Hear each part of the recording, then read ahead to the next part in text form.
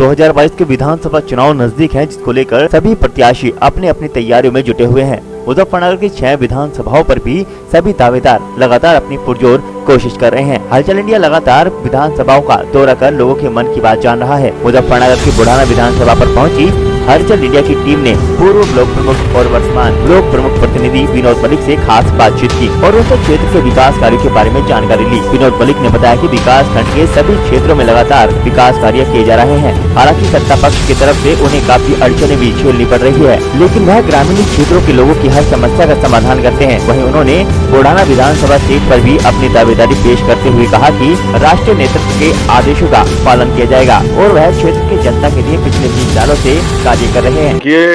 सबसे पहले तो बताऊं कि आपने पूछा कि बुढ़ाना विधानसभा की, क्या मैं अपने पूरे प्रदेश की बात करूं? जिस तरीके से जो उत्तर प्रदेश सरकार है और योगी बाबा का जहां राज चल रहा है, इस उत्तर प्रदेश में कहीं न कहीं हर एक वर्ग का व्यक्ति, चाहे वो किसान हो और चाहे किसानों की सबसे बड़ी पश्चिमी उत्तर प्रदेश में समस्या है गन्ने की, चाहे गन्ने का पेमेंट हो, बहुत सी समस्या ऐसी है, चाहे महिलाओं के सम्मान की बात हो, हाथरस कांड आप ले लो। इस तरह के कार्यक्रम ये भारतीय जनता पार्टी की सरकार में चल रहे हैं। इसको देखते हुए पब्लिक ने एक मूड बना लिया है, पब्लिक ने ठान लिया है कि सन 2022 में उत्तर प्रदेश में राष्ट्रीय लोकदल और समाजवादी के गठबंधन की सरकार बनने जा रही है। बुढ़ाना विधानसभा में एक व्यक्ति, जिस व्यक्ति ने 10 अप्रैल को एक बहुत बड़ा नजारा इस क्षेत्र की जनता को दिखाया, ये तानाशाही सरकार में एक ऐसा व्यक्ति जिसका नाम विनोद मलिक है, ब्लॉक प्रमुख प्रतिनिधि बुढ़ाना और पूर्व ब्लॉक प्रमुख रहे हैं।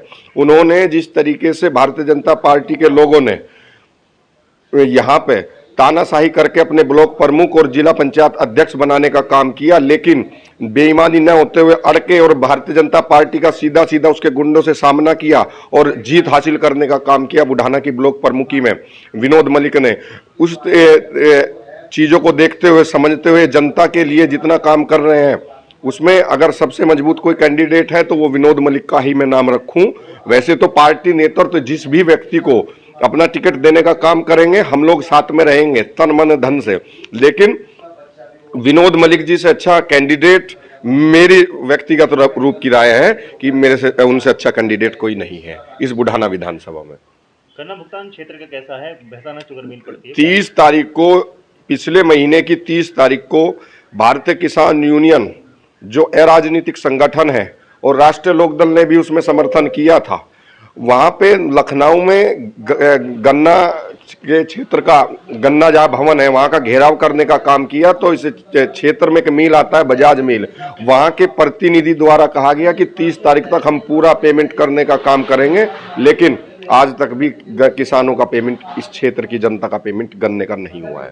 तो जनता से यही अपील है, मैं जनता से यही अपील करना चाहूंगा कि सन 2022 का इलेक्शन है, अगर आप लोगों को अपना मान सम्मान बचाना है तो निश्चित रूप से सन 2022 में गठबंधन की सरकार बनाए और उत्तर प्रदेश में बेरोजगारी जिस तरीके से फैली हुई है उसको खत्म करने का काम करे, किसानों के गन्ना पेमेंट समय पे होगा।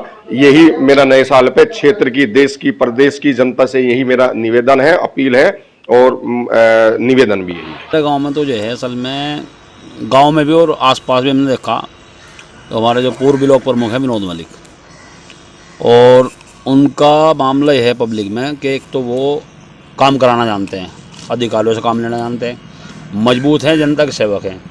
तो हमारी तो ये सोच है हमारे सारे गांव की और आसपास के जो देहात में हम जैसे घूम रहे तो हर आदमी जुबान पे है कि भाई विधायक हो तो विनोद मलिक जैसा हो। हमारे हिसाब से जो जनता फिलहाल जो मांग है वो ऐसे ही आदमी की है जैसे विनोद प्रमुख जो पूर्व प्रमुख है हमारे ब्लॉक के, अब उनकी माताजी ब्लॉक प्रमुख हैं और पूरे ज़िले में भाई भारतीय जनता पार्टी ने ऐसा तांडव मचा, मगर ये विनोद मलिक की एक छवि थी जनता में और उनका अपना आत्मविश्वास था। जो ये विनोद मलिक ने अपनी माताजी को ब्लॉक प्रमुख बुढ़ाना जितवाया जनता के सहयोग से। ये विनोद मलिक जी के कि वो अफसरों से काम जो है किसी भी तरीके से जनता काम को कराना जानते हैं और चोर बाजारी नहीं होने देते।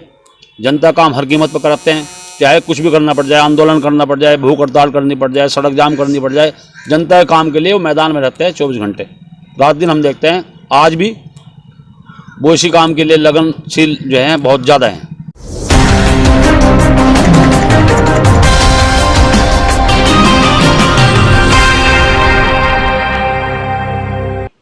नमस्कार, हलचल इंडिया के खास कार्यक्रम खास बातचीत में आपका स्वागत है। हमें बुढ़ाना विधानसभा के ब्लॉक प्रमुख पल्लव दवी के प्रतिनिधि के रूप में और पूर्व ब्लॉक प्रमुख विनोद मलिक, जिनसे हम बात करेंगे बुढ़ाना के विकास के बारे में और आगामी विधानसभा चुनाव के बारे में। 2022 में क्या रहेगा बुढ़ाना विधानसभा का हाल, इसके लिए हम चर्चा करेंगे आज विनोद मलिक जी से। विनोद जी, स्वागत है आपका हलचल इंडिया में। हम जानना चाहेंगे कि ब्लॉक प्रमुख बनने के बाद आपने जो संकल्प लिए थे उसमें कितनी आप सफल रहे हैं और कितना प्रयास जारी है, और किस तरह की अड़चनें इस वक्त ब्लॉक प्रमुख के प्रतिनिधि के रूप में आपको सहन करनी पड़ रही है, क्योंकि आप एकमात्र ऐसे ब्लॉक प्रमुख प्रतिनिधि हैं जो बुढ़ाना ब्लॉक से विजयी हुए थे, लेकिन सभी सीटों पर सत्ता पक्ष का इस वक्त विजय थी। मैं पूर्व ब्लॉक प्रमुख विनोद मलिक, मेरी मम्मी यहाँ ब्लॉक प्रमुख हैं। पहली तो बात यह है कि मैं राष्ट्रीय लोकदल से हूँ और यहाँ पर जो व्यवस्था थी, जो चुनाव के टाइम पे आप लोगों ने देखा होगा, पूरे मंडल में हमारी मम्मी यहाँ ब्लॉक प्रमुख बनी। बहुत संघर्ष हुआ क्योंकि भारतीय जनता पार्टी की सरकार के जो लोग थे, यहाँ पर जो जनप्रतिनिधि थे, वो यहाँ के क्षेत्रीय विधायक एवं क्षेत्रीय सांसद, तो दोनों का काफ़ी यहाँ दबाव था और वो चाहते थे कि पूरे मंडल में हम विजय हुए। भारतीय जनता पार्टी के लोग बेईमाना कर करके यहाँ भी बेईमाना करने का पूरा प्रयास किया, परंतु क्षेत्र की जनता यहाँ पर बड़ी आक्रोशित थी और मेरे साथ, क्योंकि मैं पूर्व ब्लॉक प्रमुख रहा यहाँ पर, तो बहुत ही मतलब जो है योजनाओं से मैंने लोगों को रूबरू किया और बहुत ही अच्छा विकास किया क्षेत्र का। तो मेरे से जो है वो प्रसन्न होकर के यहाँ हज़ारों की संख्या में यहाँ बहुत लोग एकत्रित हुए। उनके दबाव में यहाँ का जो क्षेत्रीय सांसद और विधायक यहाँ नहीं कर पाए बेईमाना, और हम यहाँ पर जो है विजयी हुए। और अब आगे जो यहाँ की जो व्यवस्था है, जो अब ये चाहते हैं, अब इन लोगों ने जो है, दोनों प्रतिनिधियों ने, जो भारतीय जनता पार्टी के लोग हैं, यहाँ का विकास प्रभावित कर दिया इस पूरे बुढ़ाना ब्लॉक का, और चाहते हैं कि हमारे प्रस्ताव हो बेईमाना करना चाहते हैं क्षेत्र पंचायत की बैठक में भी, जो कि विधिवत रूप से हम नहीं चाहते, राष्ट्रीय लोकदल नहीं चाहता। हमारे जयंत चौधरी का आदेश है कि माननीय जो हमारे राष्ट्रीय अध्यक्ष है, उनका स्पष्ट आदेश है कि विकास कार्यों में कोई कोताही ना हो, और आप लोग जो है राष्ट्रीय लोकदल की नीतियों को बताते हुए और विकास कार्यों को आगे बढ़ाने का काम करें। हम उसी रास्ते पर, उनके विचारधाराओं को आगे बढ़ाने के लिए हम उसी रास्ते पर चल करके अपने क्षेत्र का विकास करने में पूर्णतः सक्षम है। और हमने बता दिया कि भारतीय जनता पार्टी के लोगों की भारतीय बुढ़ाना ब्लॉक में बिल्कुल नहीं चलेगी, चाहे कुछ भी हो, किसी भी हद तक हमें जाना पड़े, कोई भी लड़ाई हमें लड़नी पड़े, न्यायिक लड़ाई में हम कहीं भी पीछे नहीं रहेंगे और क्षेत्र की जनता को विजय दिला करके उसको आगे बढ़ाने का काम करेंगे विकास के क्षेत्र में। हाल ही में हमने बुढ़ाना विधानसभा का एक दौरा किया था, सर्वे किया छोटा सा, जिसमें हमने प्रत्याशियों के बारे में जानकारी हासिल की। राष्ट्रीय लोकदल से यहाँ पर कुछ चुनिंदा प्रत्याशी जो थे नाम आ रहे हैं, आपका नाम सबसे आगे लिस्ट में आ रहा है। क्या ये कंफर्म है कि आपका टिकट हो गया है या आप तैयारी कर रहे हैं? कुछ बातचीत हुई इस बारे में? ये तो हमारे राष्ट्रीय अध्यक्ष चौधरी जयंत सिंह जी, उनका ही निर्णय होगा, वही बता सकते हैं किसका टिकट है किसका नहीं। अभी ये कोई क्लियर नहीं है। अगर वे मुझे अच्छा समझेंगे और यहाँ पर सोचेंगे कि भाई हमारा जनप्रतिनिधि, हमारा जो कैंडिडेट विनोद मलिक की तरह मजबूत रहे, तो वो तो उनका आदेश होगा। जो भी आदेश जिसको भी मिलेगा, क्षेत्र जो हमारी पार्टी का कि उसमें आदेश जाएगा, भाई यहाँ कई कैंडिडेट हैं, तो जिसको भी कोई भी हो, वो राष्ट्रीय हमारी पार्टी का कैंडिडेट होगा, राष्ट्रीय लोकदल का कैंडिडेट होगा, और हम सब लोग उसे विजय बनाएंगे। ये चौधरी जयंत सिंह जी के ऊपर डिपेंड करेगा, हम उन्हीं की आदेश पर कार्य करेंगे।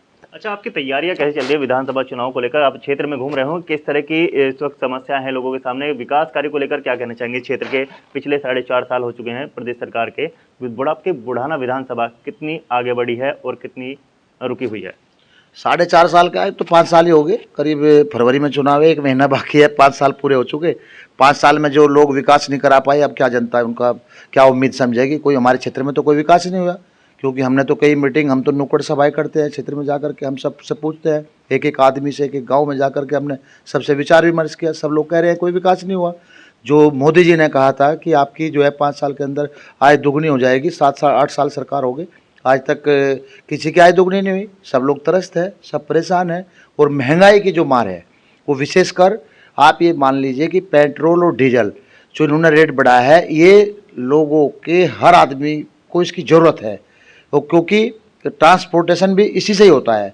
और जब ट्रांसपोर्टेशन से होगा, अगर दक्षिण से उत्तर कोई सामान जाएगा, उत्तर से इंडिया में दक्षिण में जाएगा, या उत्तर ईस्ट से वेस्ट जाएगा, वेस्ट से हो जाएगा, तो उसमें भी आप ये मान करके चले भाई ट्रांसपोर्टेशन बढ़ेगी तो महंगाई बढ़ेगी, जब महंगाई बढ़ेगी तो आम आदमी के ऊपर वो सारा भार आएगा, और जब आदमी के ऊपर आएगा तो आदमी इसको देने के लिए अब त्रस्त हो चुका है इस सरकार से, इसको कोई वोट नहीं देगा, और इससे हर आदमी परेशान है, जब जिस कोई भी जाति का हो, क्योंकि हर जाति, ये तो कोई भाई हर दैनिक वस्तुएं हर आदमी को ज़रूरत है, भाई कोई कपड़ा हो, आपका जो है जूता हो, खाने का सामान हो, आप कोई भी सामान हो, दाल हो, दलहन हो, दूसरा तेल हो, आटा हो, चना हो, जो भी मतलब जो ट्रांसपोर्ट से जो आएगा इधर उधर से, वो महंगाई अपना बढ़ेगी और बढ़ेगी। सबसे मेन पेट्रोल और डीजल, इसको सबसे पहले कंट्रोल किया जाए। जब कंट्रोल किया क्या जाए, अब तो क्या कंट्रोल करेंगे, कंट्रोल तो हम करेंगे।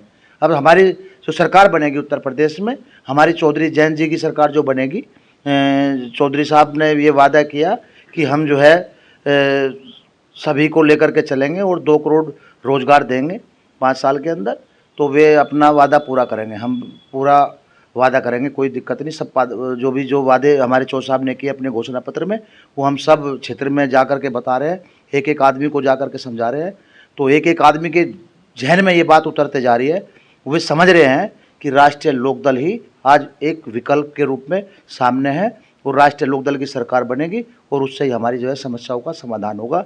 ये चीज़ हमने बता दी और ये होगा भी निश्चित रूप से।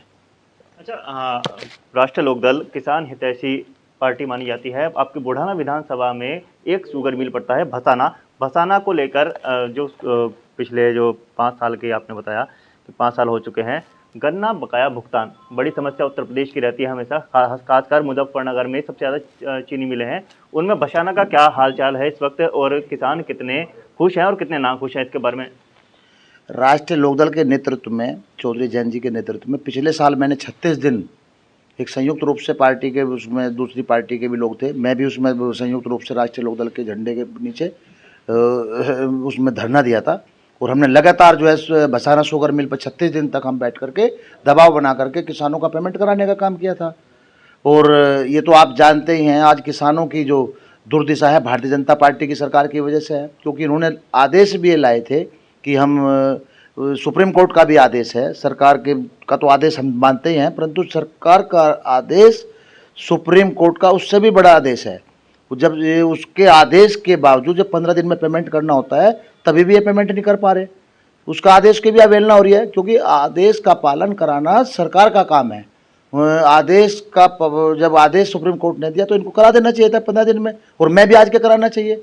ये तो ब्याज नहीं दे रहे और ना ही पेमेंट दे रहे, दोनों चीज़ रोक करके बैठ गए। तो किसान तो यहाँ क्षेत्र का त्रस्त है, और किसानों के साथ तो राष्ट्रीय लोकदल पार्टी ही किसानों की पार्टी है, और ये किसान की हितैषी है, किसान के साथ हमेशा रहना चाहती है, और रही भी। आप लोगों ने देखा भी होगा इस आंदोलन में राष्ट्रीय लोकदल का बड़ी हिस्सेदारी है।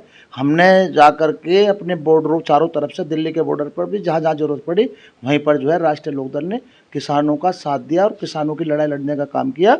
इसलिए जो है ये सफलता जो है आज राष्ट्रीय लोकदल के खाते में जाती है।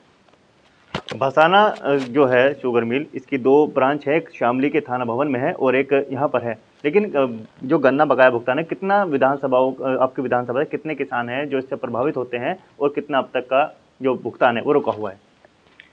नहीं, यहाँ तो पिछले साल का ही भुगतान नहीं हुआ अभी तक, तो इस साल का तो कहीं कहाँ स्टार्ट होगा। इस साल का तो पूरा का पूरा जो है भुगतान शेष है बजाज शुगर मिल पे, क्योंकि ये उद्योगपति जो है सरकार से मिली भगत है, और मिली भगत के हिसाब से ये पेमेंट नहीं हो रहा है। अगर ये चाहे, सरकार चाहे तो 24 घंटे में पेमेंट हो जाए, सरकार नहीं चाहती किसानों का पेमेंट हो जाए, किसान जो है यहाँ के खुशहाल हो जाए क्षेत्र के। ये तो हम लड़ाई लड़ रहे हैं, जितनी लड़ाई लड़ने के बाद भी इतना ये हाल है, इस स्तर पे जो है हम इतनी लड़ाई लड़ने के बाद भी पेमेंट नहीं करा पा रहे, पर फिर भी लगातार हम लड़ाई लड़ेंगे, राष्ट्रीय लोकदल लड़ाई लड़ेगा। और जैन जी, अब हम सरकार बन जाएगी समाजवादी पार्टी और राष्ट्रीय लोकदल के गठबंधन की, तो हम पेमेंट कराने का काम करेंगे। सारी चीज़ जो भी दिक्कतें हैं, जो आज समस्याएं हैं, सबका समाधान कराने का काम करेंगे। राष्ट्रीय अध्यक्ष जी का हमारा निर्देश होगा तो हम सब लोग उसमें काम करेंगे और वो सबका भुगतान होगा किसानों का। हाल ही में योगी जी कैराना आए थे और फिर सहारनपुर भी आए थे, कहीं ना कहीं पलायन का मुद्दा बहुत उठाया जाता है मुजफ्फरनगर जनपद को लेकर, तो पलायन क्या मानते हैं, पलायन ही है या कोई साजिश है? नहीं, प्लान तो किसी का हुआ ही नहीं यहाँ पर, ये तो साजिश है। ये तो सरासर साजिश है भारतीय जनता पार्टी की। कौन लोग गया यहाँ से? कोई नहीं गया। आप लोग हमारे साथ चले, मैं दिखा देता हूँ कैराना में। कैराना हमारे से कितनी दूर है? यहाँ से 30 किलोमीटर पे है, दूरी भी कोई ज़्यादा नहीं है। कैराना तो हमारा आना जाना लगा रहता है। कैराने से कोई नहीं गया, कोई पलायन नहीं हुआ। ये तो सारा केवल बयानबाजी है। कुछ मीडिया कर्मी जो है इनका काम कर रहे हैं, जो इनके एजेंट बने हुए हैं, उन्हीं के माध्यम से ये दुष्प्रचार हुआ है। यहाँ से कोई पलायन नहीं हुआ और अभी भी उसी का फ़ायदा उठाना चाहते हैं, जैसे पिछले बार दंगे का फ़ायदा उठाया। क्योंकि दंगा जो है हिंदू मुस्लिम को, भाई इतने हमारे यहाँ पर मुसलमान हैं, 20 करोड़ मुसलमान क्या 80 करोड़ हिंदू को मार देंगे? ये डरा करके, एक भय दिखा करके सत्ता को कब्जाना चाहते हैं और इसलिए सत्ता इन लोगों ने कब्जाई थी। परंतु वो भय का माहौल अब खत्म हो चुका। अब हमारा जो है भाईचारा बन चुका।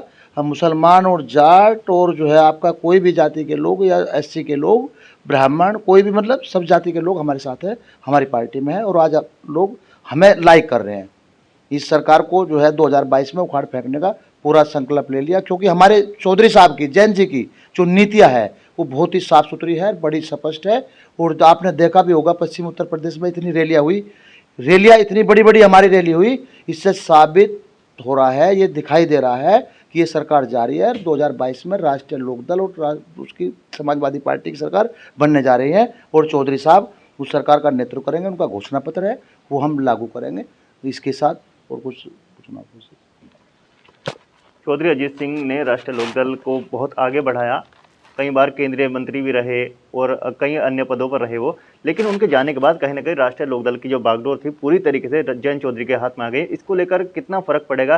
क्या ऊपर जा रही है या फिर गठबंधन होने के बाद कहीं ना कहीं इसमें बंटवारा हो रहा है सीटों का, कम हो रही है सीटें या बहुत सी अभी अड़चने हैं कुछ सीटों पर?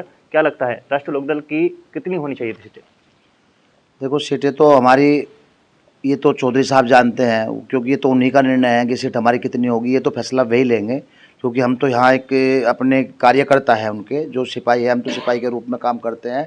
रही बात चौधरी साहब की, चौधरी चरण सिंह ने किसानों को जगा और किसानों को जो वो स्थान दिला जो आज तक किसी ने नहीं दिला आज देश में। अगर जमींदारा खात्मा हुआ था, किसान आज मालिक है ज़मीन के, तो चौधरी साहब की देन है, चौधरी चरण सिंह की देन है। उसके बाद चौधरी अजीत सिंह जी आए, कांग्रेस में रहते हुए, कांग्रेस में जब उनका विलय हुआ था तो कांग्रेस में रहने के बाद उन्होंने जो सबसे किसानों के लिए 72,000 करोड़ रुपए की माफ़ी एक साथ कराई थी कांग्रेस सरकार से। आज तक इतनी बड़ा पैसा किसी सरकार ने, कहीं किसी ने माफ़ नहीं किया और न किसी ने कराया। ये चौधरी अजीत सिंह जी की देन थी। उसके बाद चौधरी साहब केंद्र में मंत्री रहे। आपको पता होगा, मेरे पूरे क्षेत्र में यहाँ गन्ना मिल 35 किलोमीटर पर लगता था, उसकी दूरी ख़त्म कर करके 15 किलोमीटर पर ला दी। तो हमारे क्षेत्र में पूरा गन्ना मिल लगा और किसानों को वो सुविधा मिली, क्योंकि कोड़ी के भाव गन्ना बेचना पड़ता था, मजबूर होना पड़ता था 100-150 रुपये कुंटल बेचने के लिए। आज हमारा किसान यहाँ पर जो है जो भाव है, सरकार भाव नहीं बढ़ा रही, ये तो एक अलग बात है, परंतु फिर भी 300-350 रुपये हमारा जो है गन्ना 320, 325 जा रहा है। और इस सरकार से हम त्रस्त है, क्योंकि 5 साल से सरकार ने गन्ने का रेट नहीं बढ़ाया। चौधरी साहब चाहते थे उसी अनुपात में, जिस अनुपात में आप महंगाई बढ़ा रहे हैं, उसी किसान का गन्ने का रेट बढ़ाएं, परंतु कोई नहीं सुन रहा है। सरकार गूंगी है, बहरी है, नहीं सुनना चाहती। और चौधरी जैन जी ने इस सरकार के कान खोलने का काम किया। इतनी बड़ी बड़ी महारैली पश्चिम उत्तर प्रदेश में, पूरे उत्तर प्रदेश में करने का काम किया। इससे जो है एक मैसेज पहुंच गया है कि अब की बार 2022 में चौधरी जैन जी की और अखिलेश जी की सरकार बनने जा रही है और निश्चित रूप से बनेगी और 2/3 बहुमत से बनेगी, उससे भी ज़्यादा बहुमत से बनेगी। एक आखिरी सवाल, बुढ़ाना विधानसभा पर आपकी दावेदारी बहुत ही अच्छी जा रही है, लेकिन आप जनता से क्या अपील करना चाहें? किन मुद्दों को लेकर आप जनता के बीच जाते हैं? जनता तो जानती है मुझे, मैं कुछ पुराना चेहरा हूँ, कोई आज नया नहीं हूँ। मैं आज से जो है 20 साल पहले से यहाँ मैं क्षेत्र में काम कर रहा हूँ और जनता मेरे नेचर से प्रभावित है। अधिकारियों पर मेरी अच्छी पकड़ है, क्योंकि मैं मुद्दों के आधार पर बात करता हूँ और एक कानून के हिसाब से मैं बात करता हूँ कि किसी के अगर मेरे आदमी के साथ कहीं कोई पीड़ा है तो मैं 24 घंटे रात दिन भी जा करके उनके लिए लड़ाई लड़ता हूँ। और दूसरी बात रही विकास की बात, विकास में हम सब अग्रणी है, हमारा ब्लॉक हमेशा रहा है, पहले भी रहा है।